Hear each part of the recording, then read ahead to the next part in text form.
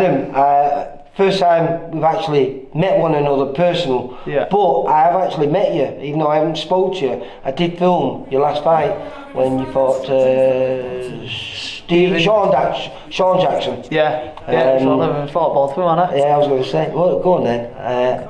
Who's the toughest out of them? Little brother or big brother? Oh, do you know what? They were... Come on, get them fighting, come on. Get them fighting.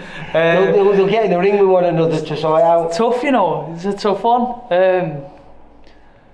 Sean hit harder a little bit, I'd say. His brother was a bit more, he was hard to catch, to be fair. Stephen's very tricky, isn't he? He is, yeah. He's a little bit smaller, isn't he? So well, he's more your, he's sort of like, he's more of a bantamweight, isn't he? Yeah.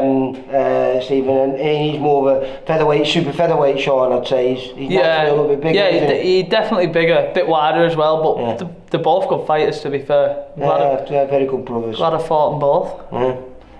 But then, I should have been filming you a few weeks ago, but it all fell through. Actually, you'd done camp, everything had gone perfect, you're going down for the weigh-in, and then you get a phone call, actually, while you were travelling down to the show, was it? Well, Martin rang me because it was, it changed, it was supposed to be day before weigh-in, it changed at the same day weigh-in. We were fighting a bit heavier anyway, so... What do you do at this stage? Yeah, I was on the weight anyway, and I hadn't struggled enough, and it was sort of my natural weight. So I didn't mind weighing in the same day, and then as I was going to the car, I went to get my car keys out of my pocket, checked my phone. I had a missed call and a text from Martin. I think he said like ring me ASAP, and I just thought, what's going on here? And then he rang me and he was like, you just not turned up. Like, your opponent's just not turned up. I had a coach full of people waiting at a pub round here ready to get picked up on the coach. So I rang my dad, he put the word out, and then he had to go down and explain to everyone, you know what I mean? It wasn't good. And it's happened on numerous occasions, hasn't it, for you? Yeah, I've had it tough, but it's a tough game, innit? There's worse things going on in the world. So. Well, let's find out about you first of all. You're a St Helens boy, you're from this area, and the gym that I've just been watching you in, Wildcard Gym, is your old Aventure Gym as well, isn't it? Yeah, been here, since I started boxing. How old was I? 11.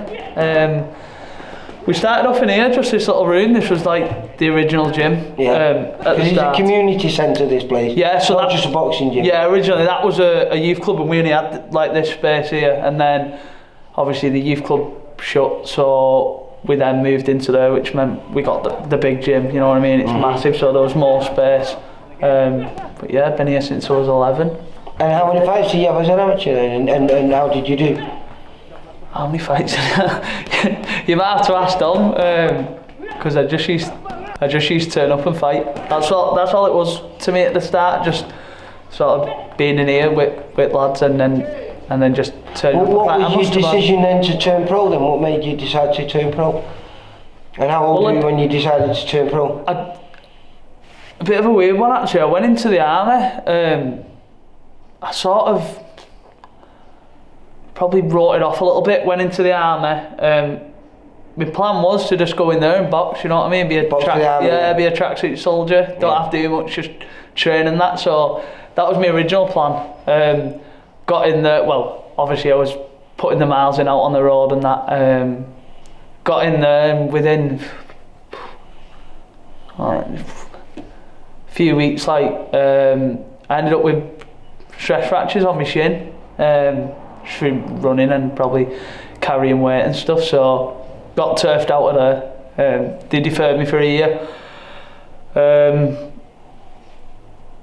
was a bit chunky as well, feed you well in the army, like I was a bit chunky. I come back and I was like, well, right. And having matches on his belly, doesn't it? Yeah, why? And I was just like, do you know what, like, this is what I've always wanted to do, so I'm gonna throw myself. I'd not really. I don't want to say I didn't take it serious, but I hadn't ever really looked at it as like a career or anything like that. You know what I mean? So now it is your career. You're doing really well. You're 6-0 with 2 KOs.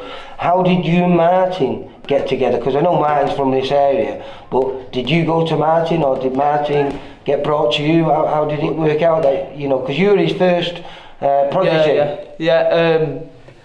So it was after COVID. Before COVID, I'd come out the army, lost all the weight, was going in the championship, thought, right, I'll give this a crack here.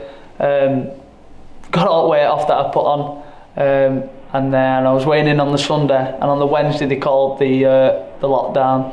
So it was just like sitting about, and then spoke to Dom and Gilly, and they were saying how like Martin might want to go into coaching and stuff, and it was around the same time he had the fight with Billy Joe. Right. So sort of after that fight, you come into the gym, and we just sort of, I don't know, I started training with him, and then that was it then. And how did you find him as a coach? Class. Yeah. Like, the experience is mad, picks up on stuff I don't even know I'm doing sometimes, you know what I mean? But he's like, I've improved tenfold under him, just because he's got that much knowledge of the game. He's been there and done it, you know what I mean? So yeah, he's quality. It can be harsh sometimes, but like, I need that, do you know what I mean? If I need telling, he'll tell me, but I think that's the best way to be honest. I've got a lot of time for Martin. I think he's a top man, and I'm just glad he's staying in the sport, because he doesn't need to do this. This is his hobby, really, isn't it? But it's a full-time hobby. Yeah. You know, so but I just think you're very lucky to have that, and I think the way it's worked now with the four of you all here, you know, just spoke to your little stablemate Neil, perfect for you for moving around, and Jack McGann's got Jack Flatley, and you know, it's always nice, as today worked out, a little bit in-house sparring. It's wonderful. But have you got a new date coming up or anything? Yeah, 8th of December. So. Oh, we did mention that, didn't we? I said I'm filming it. Yeah, so I'm out on the 8th. At the Fuse? Yeah, Fuse Rock Centre, same place it was supposed to be last time. Yeah, hopefully it's a bit different to last time. Hopefully I'll be able to get in there. You don't want the same opponent. No. He's missed his chance. No. But yeah, I'm glad there's been sort of like a quick turnaround, you know what I mean? And what would this be, a 4 or a 6 rounder? 6, yeah, I'm done with the 4s now. So this is going to be your first 6 then, is this? No, is this my 3rd or my 4th, I think. Because there was a 4th when I think it was only a 4 when I filmed you. Yeah, it was only a 4. The last one was supposed to be a 6, and then this one's going to be a 6, and then obviously from there we just carry on, go up, probably getting. And what weight are you going to be competing at then? You know, if you say, let's say in 12 months time, if you're ready for titles, what weight are you going to be going at? Super bantam would be the most ideal for me.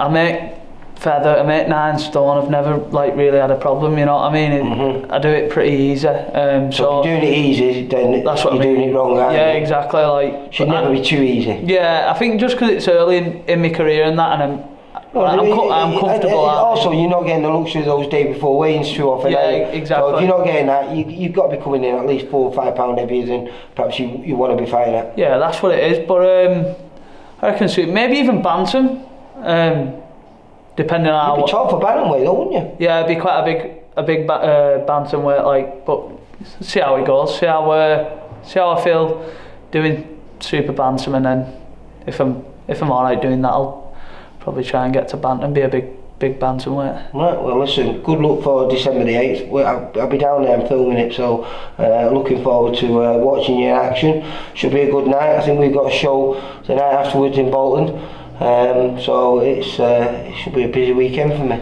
Looking forward to it. Great for you, isn't it? Yeah, I really enjoyed today. It's nice to come down here, it's nice to see Martin in action, and it was nice seeing you all enjoying yourself, mate. Yeah, we got a good group in there. It's a tough sport to not enjoy while you're doing this. Yeah, got to enjoy it. Got to laugh or you cry at this sport. Adam, you take care and good luck for the 8th, mate. Thank you very much. Bye. For all boxing info, news and latest interviews, amateur and pro, across the north, click and subscribe. VIP Boxing Promotions. Also, Twitter, Instagram and Facebook.